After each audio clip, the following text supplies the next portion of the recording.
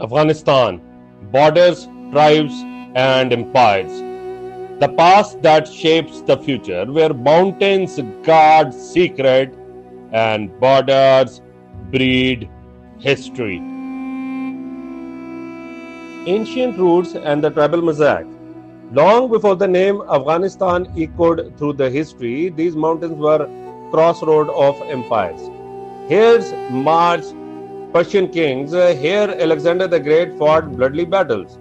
Here Buddhism thrived before Islam swept the valleys.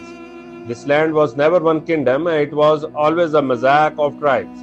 First, ethnic typicity. Pakhtuns, proud warriors bound by Pakhtun Wali, a code of honor older than Islam itself. It says, hospitality for friends, revenge for enemies, loyalty unto death. Tajiks, heirs of Persian culture, the traders, poets, administrators of Central Asia. Hazaras are the descendant of Genghis Khan's Mongols, distant faces, distant faith, often obsessed. Uzbek and Turkmen, furious Turkish horsemen, raiders of the steppe, tied to Central Asian Khanatites. Nuristanis, once called Kafirs, non-believer, until their forced conversion to Islam in the late 19th century. Baloch, nomads strangling Iran, Pakistan and Afghanistan, loyal to clan more than country. This mixture of bloods and culture made Afghanistan impossible to conquer, impossible to unify, yet impossible to ignore. The Durrani Empire, birth of Afghanistan. 1747, out of tribal chaos rose one man, Ahmad Shah Durrani. He united ferocious Pakhtun clans under one banner, and from Kandahar he forged an empire, stretching from Mashhad in Iran to Kashmir in India and to the Arabian Sea in Pakistan. His genius was tribal diplomacy, balancing Ghazali, Abdali, and other Pakhtun clans. His empire was vast but fragile, held together by his charisma alone. After his death, successor war scattered unity. Afghanistan slipped back into tribal feuds. Afghanistan was born, but it was born fragile, restless, and suspicious of outsiders. Borders written in blood. Afghanistan's curse was not its people but its borders, lines drawn by outsiders, cutting through tribes, dividing families, and fueling endless wars. The Great Game 1800s. Britain and Russia used Afghanistan as a buffer zone. Neither cared for Afghan sovereignty, only their own empires. The Durid Line 1893, Sir Mortimer Durid pens splits the Pakhtuns in half. One people, one culture, now divided between Afghanistan and British India. This scares fuel Afghanistan-Pakistan hostility to this day. The Amu Darya 1873.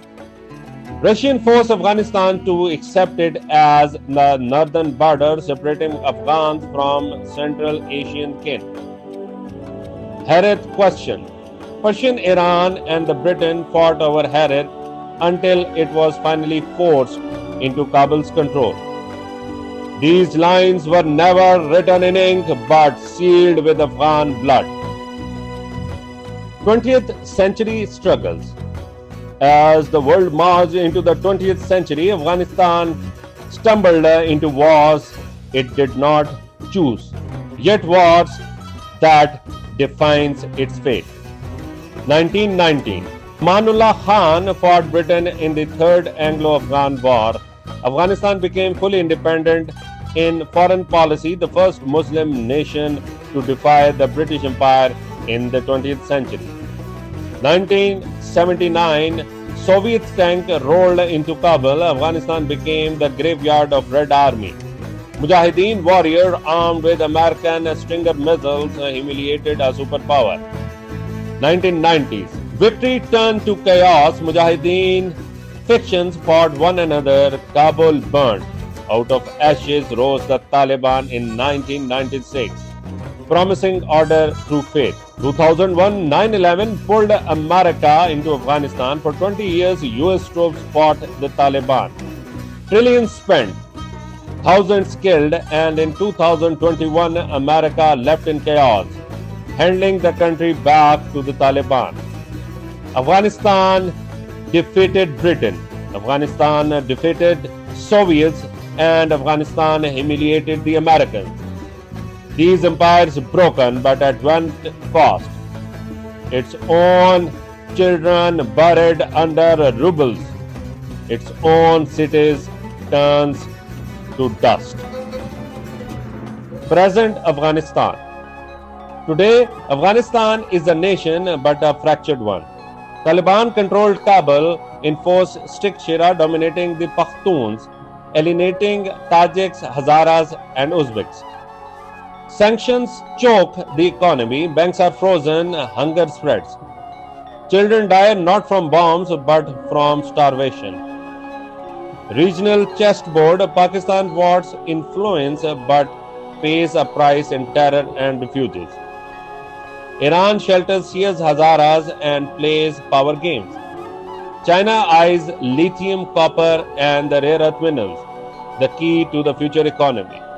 Russian fears Taliban inspired terrorism in Central Asia. America watch from afar lightning sanctions. Afghanistan is rich in minerals, rich in history, but poor in hope. Future scenarios. What future awaits this wounded land? Fragmentation. Tribal warlords rise again as civil war rips the country apart.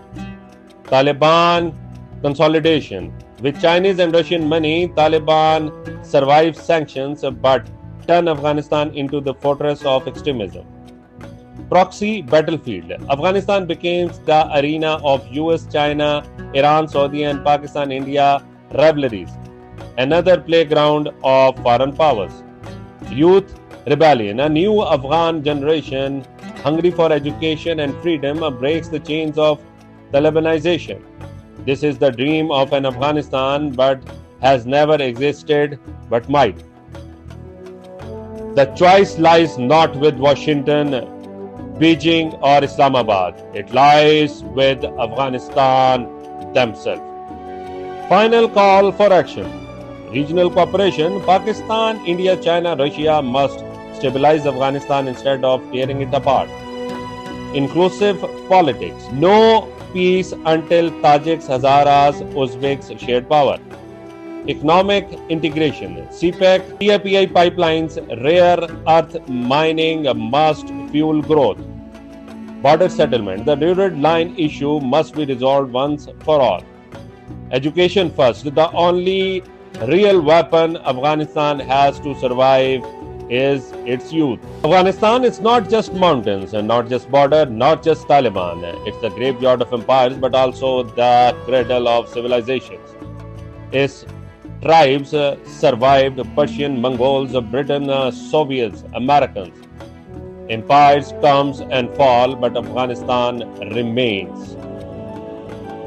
Stay awake, stay tuned, stay engaged, because you're watching Global Face Tonight and I am Mr. Bravo.